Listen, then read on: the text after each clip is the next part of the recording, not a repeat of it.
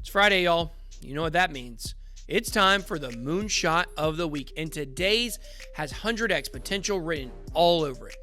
And I'm going to do something unprecedented on my channel. I'm going to give you a moonshot that is in the process of mooning as we speak. And I'm going to tell you why it's probably not correcting anytime soon. But we also got Bitcoin news to break down as we examine the price action and the dreaded CME gap. Dun dun dun. Let's get it.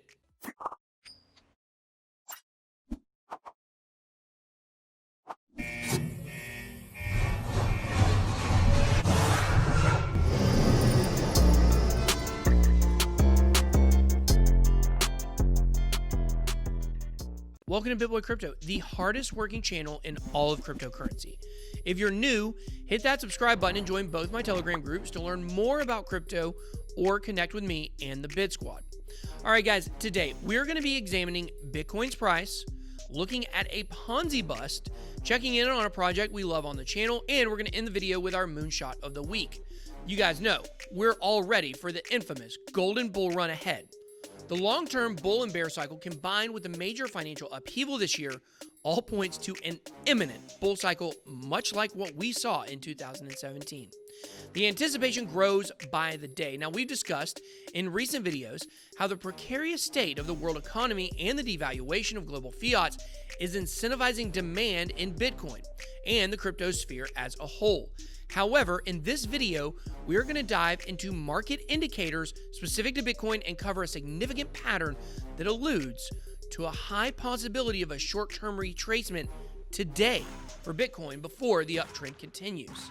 Yes, the USD, the dollar, it is falling, and demand for a safe haven is growing. And all this certainly aids the bullish sentiment, but let's set these catalysts aside and focus solely on Bitcoin for a moment. Just 3 days ago, the value of outstanding CME Bitcoin futures contracts hit an all-time high of $724 million. This beat the previous high set in May of $532 million.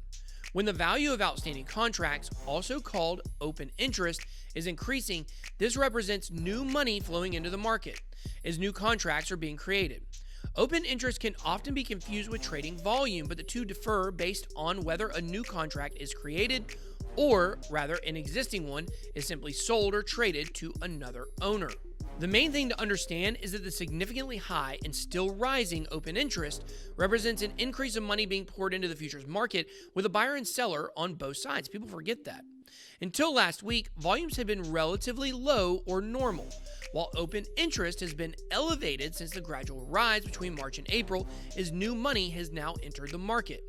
Then, this past week, the volume spiked up to over $1 billion, talk about a billy, as a result of Bitcoin's recent bullish price action.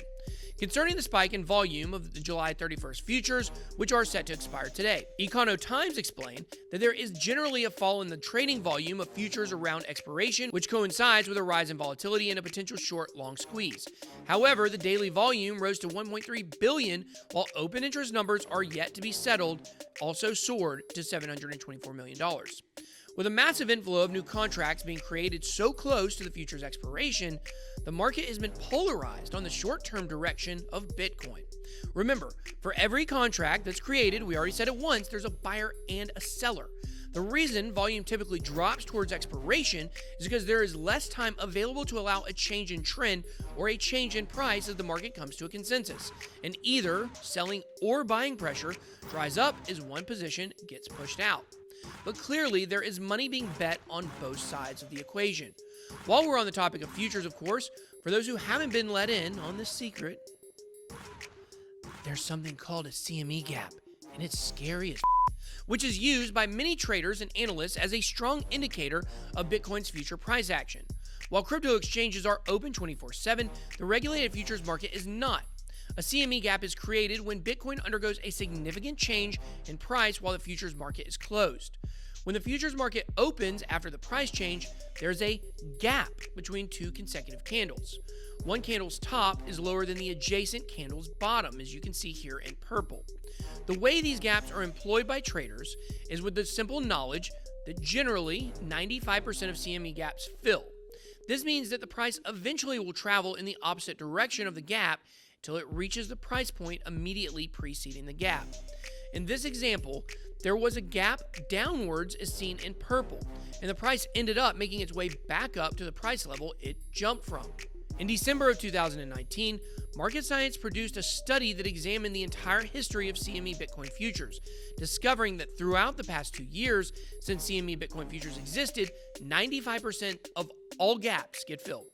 With little gaps open at one time, they can be a powerful tool to predict the future direction of Bitcoin. Historically, nearly every gap is filled, so it stands to reason that there is going to be people putting money on this gap doing so. But keep in mind, while we say 95%, we all believe 100% of the gaps to the upside will get filled, kind of skewing the numbers a little bit.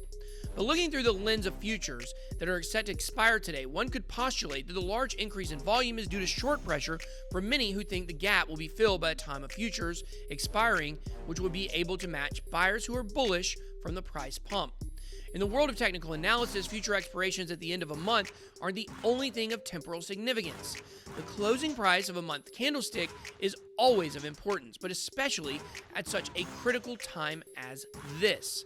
The monthly candle that's about to close could be the first candle to break out of the long-term wedge that's been forming since the peak in 2017 of 20K for Bitcoin. However, the CME gap could fill, causing the daily, weekly, and monthly candle to all close near the $9,600 level. This potentially would still put Bitcoin in a bullish position, testing the critical resistance of the wedge and sitting above major past resistance that is now turned into support. But I'm going to be honest with you guys. I do not see that happening today. It could, but I do not see it.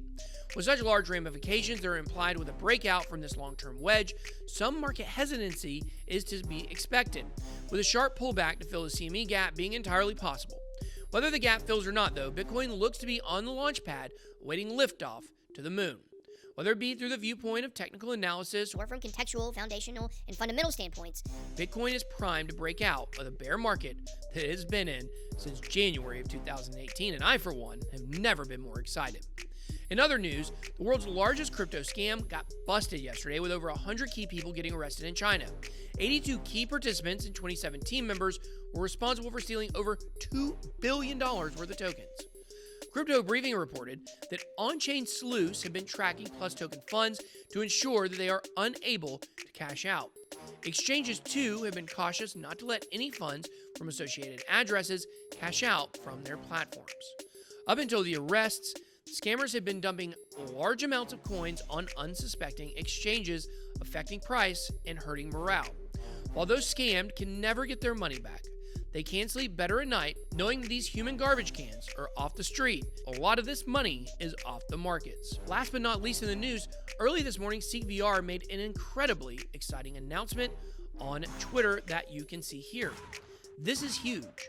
Miami-Dade Public Schools adopting Seek is a probable stepping stone to other educational institutions following suit, as the pandemic has and will continue to have educators seeking better ways to teach online out of necessity, because let's face it, everyone hates Zoom at this point.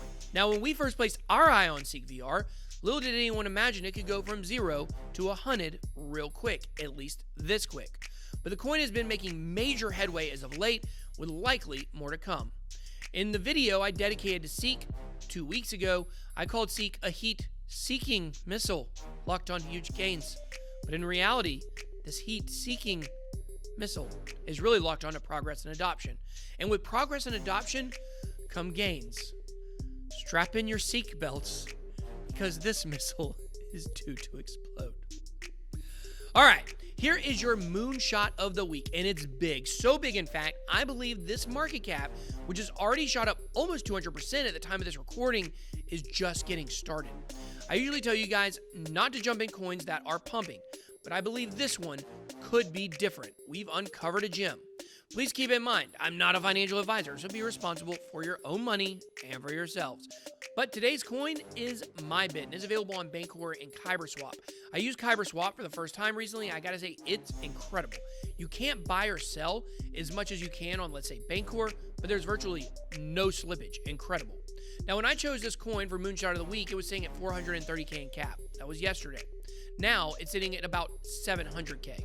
My beat, guys. Some of you will get that joke in about 12 seconds. This one is coming in at number 1120 on CMC and is so new they aren't even giving the price of the cap in USD. They're only using the cap numbers in BTC or ETH.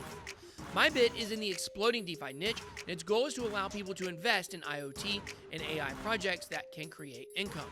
Every investment is done in a decentralized manner with no custodians involved.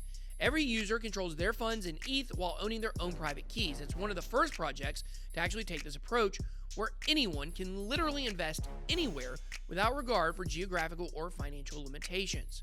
The project was slowed by a clunky DAO system, or decentralized autonomous organization.